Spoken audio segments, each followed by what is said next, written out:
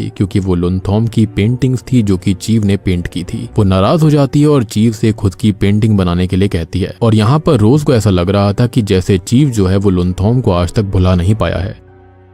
खैर अब आगे ये दोनों के दोनों नदी किनारे बैठे हुए थे और चीव उसको अलग अलग पोजेस बताता है ताकि वो पेंटिंग बना पाए। अब वो पेंटिंग बनाने लगता है कि तभी हमें पानी की रिफ्लेक्शन के अंदर एक लेडी गाउन पहने दिखती है, लेकिन उसकी लोअर बॉडी ही दिखाई दे रही थी। अब वो रोज की डायरेक्शन से चीव की डायरेक्शन में चली जाती है और अचानक गायब हो जाती है। अब काफी वियर्ड चीजें हमें देखने के लिए मिलती है कि चीव काफी अजीब से एक्सप्रेशन से ड्रॉ कर रहा था, जैसे कि किसी ने उसको पजेस कर लिया हो, और वो बिना पल के झपकाए उसको ड्रॉ करे जा रहा था। रोज काफी बार उसको आवाज देती है, लेकिन जब वो नहीं सुनता तो वो पास आकर उसको हिलाती है और तब जाकर वो होश में आता है। एनीवेज अब जैसे ये दोनों पेंटिंग को देखते हैं तो हैरान रह जाते हैं क्योंकि ये पेंटिंग रोज की नहीं थी बल्कि लुनथॉम की थी, और ये सब असल में लुनथॉम की आत्मा ने ही किया था क्योंकि चीव को कोई भी आइडिया नहीं था कि पेंटिंग ऐसे कैसे लुनथॉम में बन गई। और रोज गुस्से में वहां से चली जाती है क्योंकि उसको इस चीज पर भरोसा नहीं था। और हाँ, यहाँ पर ये जो पेड़ था इसका नाम भी लुनथॉम ट्री ही है, जो कि गोस्ट ट्री माना जाता है क्योंकि रात में ये ग्लो करता है और कहा जाता है कि इससे भूत प्रेत आकर्षित होते हैं। तो आपको यहाँ पर समझ में आ रहा होगा कि आखिरकार रोज का कंसर्न क्या था।